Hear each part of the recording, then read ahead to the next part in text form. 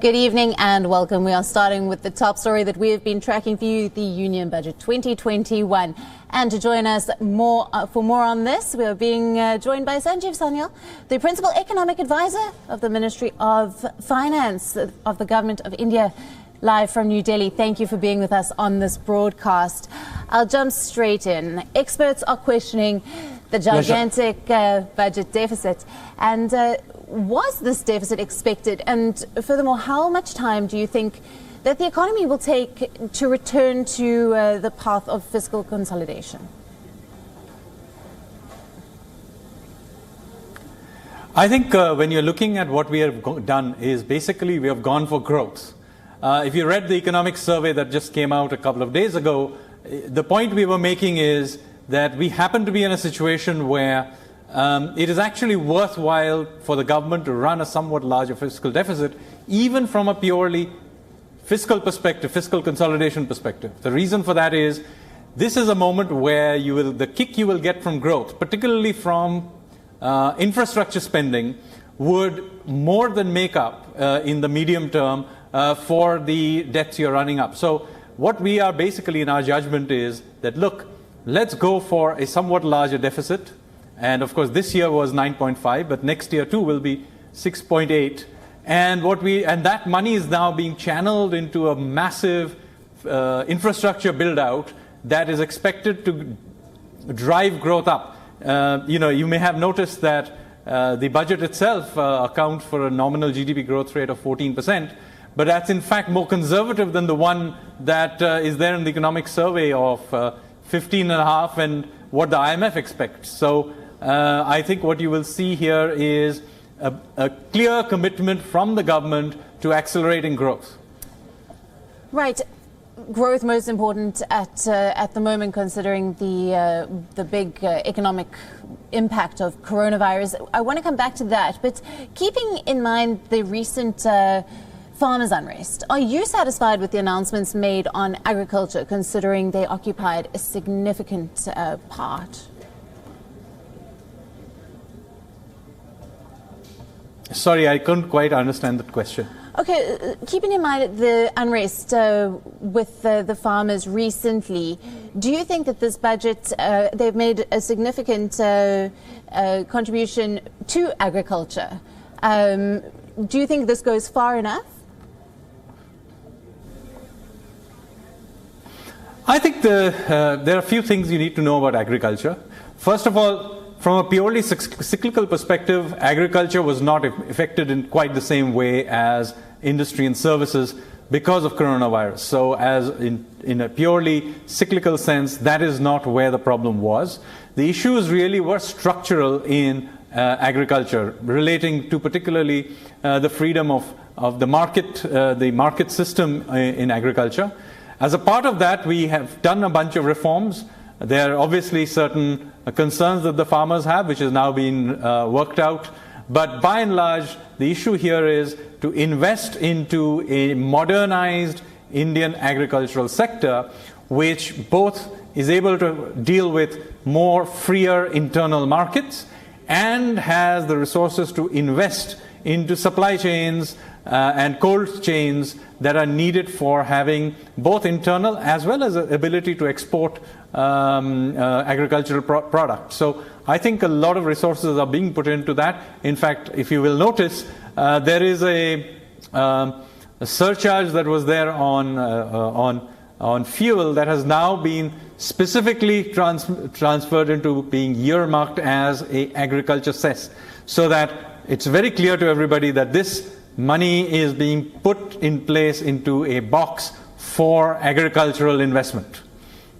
Right. Now, Prime Minister Narendra Modi, during his Davos address, talked about the need to keep reforming the Indian economy and to increase the ease of doing business with India. Do you feel that this budget focuses on the policies along these lines? I think other countries are doing various things. I am not in a position to really comment on what they're doing. But by and large, what you had was, in many countries, the experts really wanted a big, upfront stimulus. We did not do that. We held that for quite some time, facing quite a lot of criticism, as you will remember. We did not do that because we felt that during a lockdown, a huge amount of spending would not have generated the kind of demand response. Now that we are outside of the lockdown, this makes sense to try and open these things up. And we've done a series of these smaller stimuli, and now we are getting into the zone of creating a big one. And remember, one of the things about this budget is not just that we are committing to doing infrastructure spending in this one financial year of 21-22. The finance minister clearly pointed out that it will be over several years. Now, that is being appreciated, as you can see, of course. I mean, the markets are always fickle, but nevertheless, at least the first response from the financial markets has been positive. But I'm quite confident that what really will happen in the medium term is both real investment domestically and foreign direct investment being brought in and the back of this revival of demand.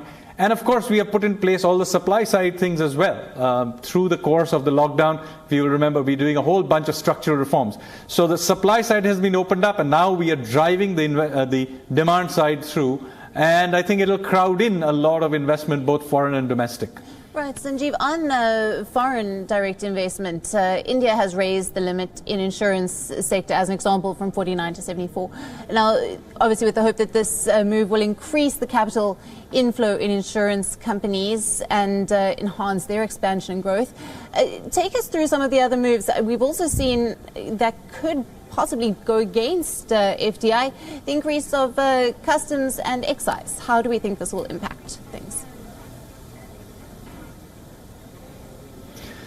So, as far as FDI is concerned, remember, this is not this particular step on insurance is a part of a long journey where we have been opening up various sectors over time. This was, in fact, one of the very few sectors left where there were these kinds of restrictions, and even that is gone now.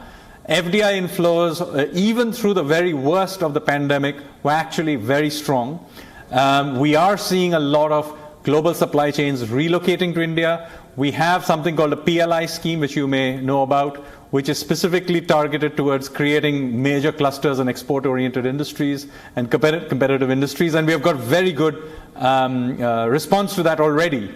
So I think, all told, what we are basically pumping for here is, on one hand, the government pushes through the infrastructure, has already created the tax structures earlier, and we have not tinkered with that. If you notice, many experts, had advocated, significant increases in taxes to fund, the deficit and so on. We have avoided that. Instead, we have backed growth, both by spending more on our side, keeping the taxes as simple as possible, in fact, going in and further deregulating various regulations, and basically creating a conducive environment for both domestic and foreign investment to come to India, invest here, and we will make it worth everybody's while, both domestic and foreign investors, worth their while to do business in this country. Right, there is a lot to talk about in terms of ease of doing business in India, but looking at this budget on the whole and putting India on the world stage in the South Asia region, and there's a huge amount of importance on a global level in terms of having another option in this region other than China, as an example. I think we were always an option, but it really was, as they say, it's the proof of the pudding is in the eating. And what has really happened is, one, I think because of certain concerns in East Asia, certain companies began to drift to India even before the COVID situation because of various geopolitical and other developments. That process we can clearly see accelerating. But I think our role in rolling out the vaccination to the rest of the world has really brought attention to our industrial capacities.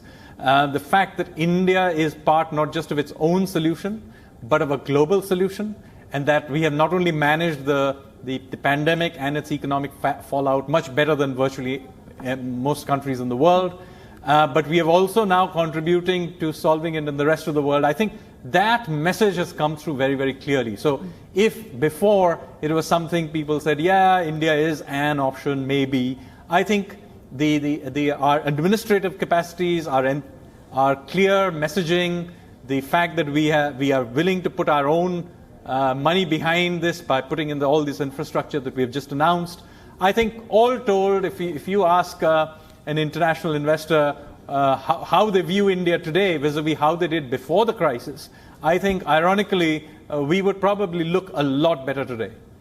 All right, Sanjeev, we'll leave it there. Thank you very much for joining us and bringing us that breakdown and analysis of this year's budget. WION, now available in your country. Download the app now. Get all the news on the move.